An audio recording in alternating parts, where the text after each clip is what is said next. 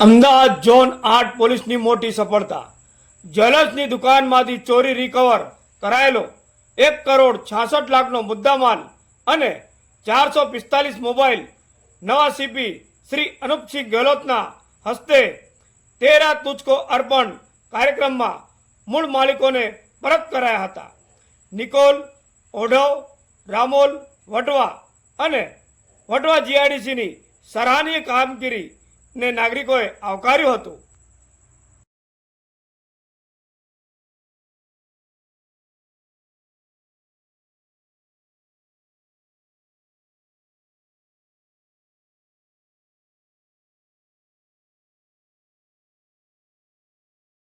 ये मेरे पहला फ़ोन था. मेरे मम्मी पापा ने बड़ी मेहनत से लिया था. कॉलेज की शुरुआत थी, नई नई एग्ज़ाम थी, इसलिए पहला फ़ोन लिया था. काफ़ी सालों की यादगिरी है. बहुत ही प्राउड फील हो रहा है. इतना खुशी हो रही है, इतना पता नहीं क्या बताऊँ पुलिस के बारे में. सल्यूट है इतनी मेहनत से. ઝડપી અને વ્યવસ્થિત હતું. અમને બહુ સંતોષ થયો છે. બહુ ખુશી છે. મોબાઈલ મળી ગયો, આખો 22,000નું વસ્તુ પાછું મળે તો ખુશી તો હોય જ ને. આટલું બધી બધાના ફોન ગોતી પાડ્યા ને આપ્યા. પહેલાં મારો ફોન ચોરી થયેલો, જે અત્યારે પરત ભરવાથી ખૂબ ખુશી થાય છે અને થેન્ક્સ ટુ ગુજરાત પોલીસ. આજે અમદાવાદ શહેર પોલીસ તરફથી તેરા તુજકો અર્પણ કાર્યક્રમનું આયોજન કર્યું હતું. એમાં અમને બોલાવવામાં આવ્યા હતા. 11 તારીખ 5મા મહિનાની અંદર અમારા આભૂષણ જ્વેલર્સમાં ચોરી થયેલ હતું. તેમાં 1,66,00,000ના દાગીના ચોરાયા હતા. અમદાવાદ પોલીસમાં નિકોલ પોલીસ અને ક્રાઇમ પોલીસ દ્વારા આ આરોપીને અઠવાડિયાની અંદર જ પકડી લેવામાં આવ્યા હતા અને 100% રિકવરી કરી હતી. તે બદલ અમે અમદાવાદ પોલીસનો ખૂબ ખૂબ આભાર માનીએ છીએ. આવતા વટવા જીઆઈડીસી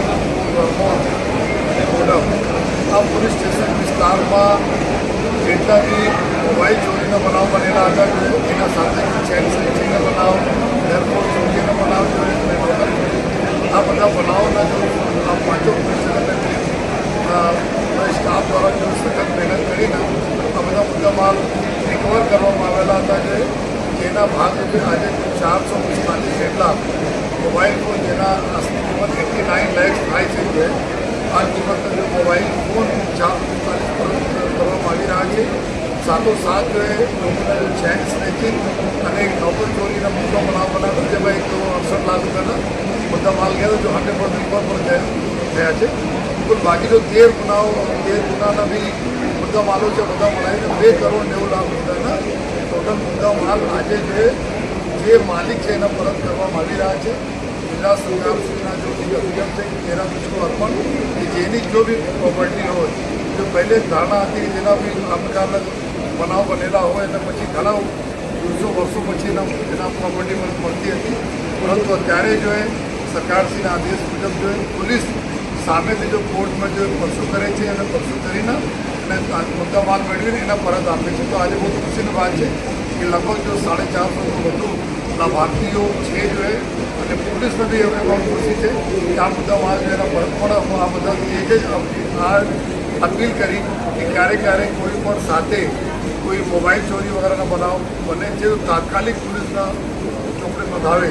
કારણ કે આ મોબાઈલનો દુરુપયોગ બી થઈ શકે, ચાહે સાયબર ક્રાઇમમાં થાય, ચાહે કોઈ 167 કોઈ બીજા ક્રાઇમમાં થાય તો તાત્કાલિક નોંધાવતો તો આ પોલીસની ટીમ જો કામ કરતી રહે છે અને અમે લોકો આપના બધી પ્રોપર્ટીને પરત લઈ આવી છે.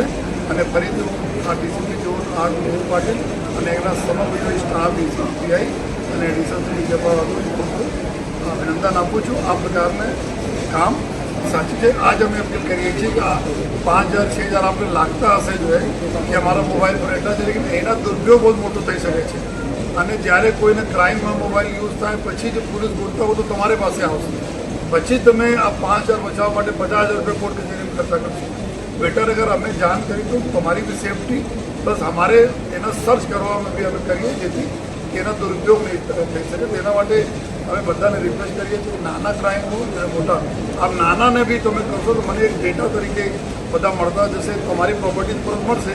પરંતુ અમે બી આ ગુનેગારો શોધવામાં કે એક ગુનેગાર તમારા લઈ જાય તો બીજા ઘણા બધા લઈ જાય. એના માટે બહુ જરૂરી છે કે નાના ક્રાઇમ હોય એના બી રિપોર્ટિંગ કરવી.